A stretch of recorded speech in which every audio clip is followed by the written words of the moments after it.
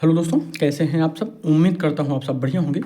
आज की इस वीडियो में हम बात करेंगे भूगोल से संबंधित 500 महत्वपूर्ण प्रश्नों की श्रृंखला में पहले पार्ट में 50 प्रश्नों की। और ये सारे प्रश्न व्याख्या के साथ होंगे, यानी जिस भी प्रश्न की हम बात करेंगे उससे संबंधित जो भी महत्वपूर्ण व्याख्या होगी उसकी चर्चा हम करते रहेंगे। चलिए शुरुआत करते हैं। अगर आप चैनल पर नए हैं तो सब्सक्राइब जरूर करिएगा। यहाँ से हम देखते हैं, और एक चीज़ और बता दें, UP TET, UP triple S C PET, KVS, D triple S B, BPSC, UGC NET, railway और पुलिस और अन्य जो भी प्रतियोगी परीक्षाएं होंगी उन सब के लिए ये सारी क्लास बहुत ही महत्वपूर्ण होगी। और जितने भी इस आगे हम जीके जीएस के वीडियो बनाएंगे वो सारे बहुत महत्वपूर्ण होंगे, यानी सभी क्लासें आपको देखनी होंगी। और सबसे बड़ी बात है कि वन लाइनर के रूप में है, बहुत कम समय में ज़्यादा से ज़्यादा प्रश्नों को कवर करने का प्रयास किया जाएगा, इसलिए सब्सक्राइब जरूर करिएगा। चलिए शुरुआत करते हैं। सबसे पहले हम क्या देखते हैं, पृथ्वी और सौरमंडल से संबंधित कुछ प्रश्न हैं। यहाँ पे पृथ्वी का आकार कैसा है, पृथ्वी का आकार कैसा है, यहाँ पर हम देख लेते हैं। पृथ्वी का आकार कैसा है तो जियोइड है, ठीक है, जियोइड आकार है। और यहाँ पर देखें तो पृथ्वी पूर्ण गोल नहीं बल्कि ध्रुवों पर चपटी और विषुवत रेखा पर उभरी हुई है। आगे देखते हैं, दूसरा प्रश्न है, पृथ्वी की सूर्य से औसत दूरी कितनी है तो लगभग 15 करोड़ किलोमीटर। कितनी? 15 करोड़ किलोमीटर। क्लियर है। आगे देखते हैं। अच्छा, यहाँ पर इसकी व्याख्या अगर देखें तो इसी दूरी के कारण पृथ्वी पर जीवन के लिए उपयुक्त तापमान मिलता है। अगला प्रश्न है, पृथ्वी की अपनी धुरी पर एक बार घूमने में कितना समय लगता है तो कितना समय लगता है 23 घंटे 56 मिनट 4 सेकंड। ठीक है, 23 घंटे 56 मिनट 4 सेकंड। और इसे साइड रियल डे कहा जाता है, जबकि सौर दिवस में 24 घंटे, सौर दिवस जो होता है उसे 24 घंटे का माना जाता है। पृथ्वी के सबसे निकट का ग्रह कौन सा है तो उत्तर हो जाएगा शुक्र। ठीक है, आगे देखते हैं। सूर्य से दूरी के अनुसार यह हमेशा पृथ्वी के करीब रहता है। अगर हम सभी ग्रहों की बात करें तो बुध, शुक्र, पृथ्वी, मंगल, बृहस्पति, शनि, अरुण, वरुण, ये दूरी के क्रम में हैं, याद रखिएगा इन्हें। और पृथ्वी का उपग्रह कौन सा है तो कौन सा है चंद्रमा। क्या है? चंद्रमा। और यह पृथ्वी का एकमात्र प्राकृतिक उपग्रह है। इसकी दूरी लगभग 3,84,000 किलोमीटर है। 3,84,000 किलोमीटर है। 3,84,000 किलोमीटर है। क्लियर है। आगे देखते हैं।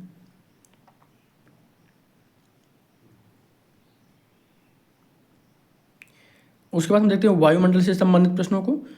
और देखते हैं यहाँ पे वायुमंडल में सबसे अधिक मात्रा किस गैस की है तो वायुमंडल में सबसे अधिक मात्रा किस गैस की है तो नाइट्रोजन 78% है। ठीक है, 78% है। और इसके बाद ऑक्सीजन 21% और जो अन्य गैसें हैं वो 1% में है, 1% में है। अगला प्रश्न है, और ओजोन परत यहाँ पर, ठीक है, देखिए ओजोन परत किस मंडल में पाई जाती है, ये प्रश्न हो जाएगा हमारा यहाँ पे। ओजोन परत किस मंडल में पाई जाती है तो समताप मंडल में। ठीक है, समताप मंडल में यानी स्ट्रेटोस्फीयर में पाई जाती है। और यह जो ओजोन परत होती है यह हानिकारक पराबैंगनी किरणों को पृथ्वी पर आने से रोकती है। और एक प्रश्न यहाँ से और बनता है, ओजोन दिवस कब मनाया जाता है तो 16 सितंबर को। आगे देखते हैं, ग्रीन हाउस गैसों में प्रमुख कौन सी है तो कार्बन डाइऑक्साइड। यह ताप को रोककर पृथ्वी का औसत तापमान बढ़ाती है। अगला प्रश्न है, मौसम विज्ञान में वायु दाब को मापने का यंत्र कौन सा है तो बैरोमीटर। यह पारे के स्तंभ की ऊंचाई द्वारा वायु दाब मापता है। अगला प्रश्न है, मानसून शब्द किस भाषा से आया है तो अरबी शब्द। और अगर हम बात करें, मानसून जो है मौसम शब्द से निकला है जिसका अर्थ होता है ऋतु। आगे देख लेते हैं। अगला प्रश्न है, स्थल मंडल से संबंधित, यहाँ पर हम इस प्रश्न को देखते हैं।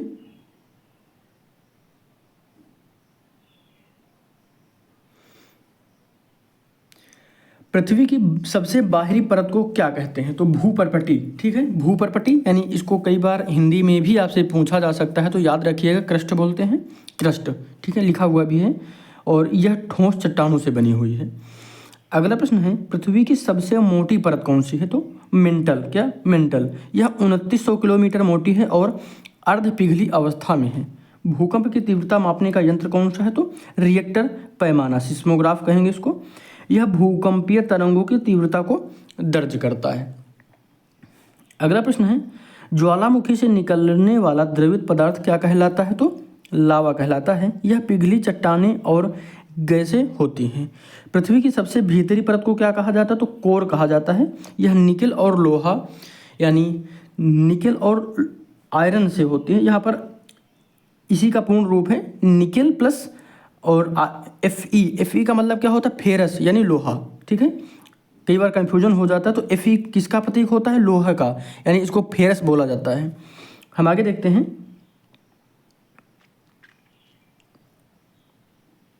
जलमंडल की बात कर लेते हैं। जलमंडल से संबंधित प्रश्न होंगे। पृथ्वी पर जल का प्रतिशत कितना है?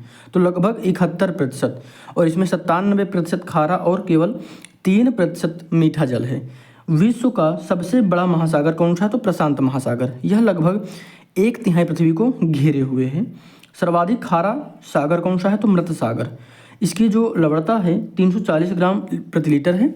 और आगे देखते हैं, गंगा नदी का उद्गम स्थल कहाँ है? गोमुख, उत्तराखंड में। और यहाँ से भागीरथी निकलती है जो आगे अलकनंदा से मिलकर गंगा कहलाती है। अमेजन नदी किस देश में बहती है? तो ब्राज़ील। और यह विश्व की सबसे अधिक जल वाली नदी है। क्लियर हो गया? आगे देखते हैं अगला प्रश्न। भारत का सबसे बड़ा राज्य क्षेत्रफल की दृष्टि से कौन सा है? तो राजस्थान। इसका क्षेत्रफल 3,42,239 वर्ग किलोमीटर है। भारत की सबसे लंबी नदी कौन सी है? तो गंगा। इसकी लंबाई 2,525 किलोमीटर है। भारत का दक्षिणतम बिंदु कौन सा है? तो इंदिरा पॉइंट, निकोबार द्वीप समूह में। यह 2004 की सुनामी में डूब गया था, ये याद रखना है आपको। और भारत का सबसे ऊंचा पर्वत शिखर कौन सा है? तो कंचनजंगा, 8,598, याद रखिएगा इसको भी। आगे देखते हैं, अच्छा माउंट एवरेस्ट की अगर बात करें तो पृथ्वी का सबसे ऊंचा पर्वत शिखर है, आगे प्रश्न में होगा। आगे देखते हैं, यह सिक्किम नेपाल सीमा पर है। और थार मरुस्थल किस राज्य में है? तो राजस्थान में। इसे ग्रेट इंडियन डेजर्ट भी कहा जाता है। आगे देख लेते हैं, भारत की मुख्य खरीफ फसल कौन सी है? तो धान। भारत की मुख्य खरीफ फसल कौन सी है? तो धान। और इसे वर्षा ऋतु में बोया जाता है। भारत का गेहूं का भंडार किस राज्य को कहते हैं? भारत का गेहूं का भंडार किस राज्य को कहते हैं? तो पंजाब। यहाँ सिंचाई और उपजाऊ मिट्टी के कारण गेहूं का सर्वाधिक उत्पादन होता है। भारत का सबसे बड़ा कोयला उत्पादक राज्य तो झारखंड है। यहाँ झरिया और बोकारो कोयला क्षेत्र प्रसिद्ध हैं। भारत का सबसे बड़ा तेल शोधन संयंत्र कहाँ है? तो जामनगर, गुजरात में। यह रिलायंस इंडस्ट्रीज का है। और भारत का कपास का कटोरा किसे कहा जाता है? तो महाराष्ट्र को। यहाँ कपास का सबसे अधिक उत्पादन होता है। आगे हम देखते हैं अगला प्रश्न है, पृथ्वी का, आगे देख लेते हैं, पृथ्वी का सबसे ऊंचा पर्वत शिखर कौन सा है? तो माउंट एवरेस्ट, 8,848.86 मीटर। यह नेपाल में स्थित है। दुनिया का सबसे ठंडा स्थान कौन सा है? तो वास्टॉक स्टेशन अंटार्कटिका में है। और अगर इसकी व्याख्या की बात की जाए तो यहाँ जो तापमान होता है -89 डिग्री सेल्सियस तक दर्ज हुआ है। सहारा मरुस्थल किस महाद्वीप में है? तो अफ्रीका में है। यह विश्व का सबसे बड़ा गर्म मरुस्थल है। और दुनिया की सबसे लंबी नदी कौन सी है? तो नील नदी। इसकी लंबाई की अगर बात की जाए तो 6,650 किलोमीटर लंबी है ये। और उगते सूर्य का देश किसे कहा जाता है? तो जापान को। यह एशिया के पूर्वी छोर पर स्थित है। अगला प्रश्न देख लेते हैं,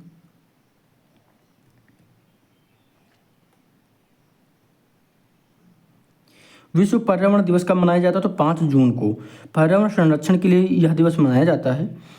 धरती पर सबसे अधिक जनसंख्या किस देश की है? तो भारत की है। 2023 से पहले चीन की थी, लेकिन 2023 से भारत पहले नंबर पे है जनसंख्या की दृष्टि से। यहाँ 142 करोड़ से अधिक लोग रहते हैं। मध्य रात्रि का सूर्य किस देश को कहा जाता है? तो नॉर्वे को। यहाँ गर्मियों में आधी रात तक सूर्य दिखाई देता है।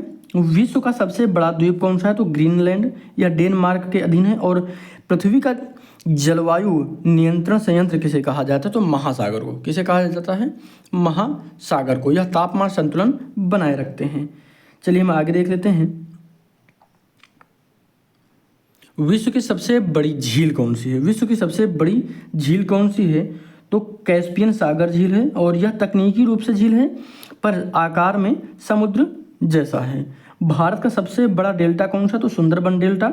और गंगा ब्रह्मपुत्र द्वारा ये निर्मित है, कई बार ये भी पूछा जाता है। तो सुंदरबन डेल्टा किस नदियों के द्वारा बनाया जाता है? तो गंगा ब्रह्मपुत्र द्वारा।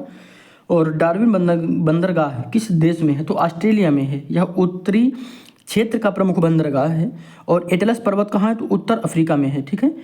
मोरक्को, अल्जीरिया और ट्यूनीसिया में यह फैला हुआ है। पामीर पठार को क्या कहते हैं? तो विश्व की छत कहा जाता है इसको। मध्य एशिया का प्रमुख पठार है ये। और आगे देख लेते हैं, अगला प्रश्न है, सुनामी का कारण क्या है? सुनामी का कारण क्या है? तो सुनामी का कारण क्या है? समुद्र के नीचे भूकंप और या फिर ज्वालामुखी, इससे समुद्र में बड़ी बड़ी लहरें उठती हैं। अगला प्रश्न है, ग्लोबल वार्मिंग का मुख्य कारण क्या है?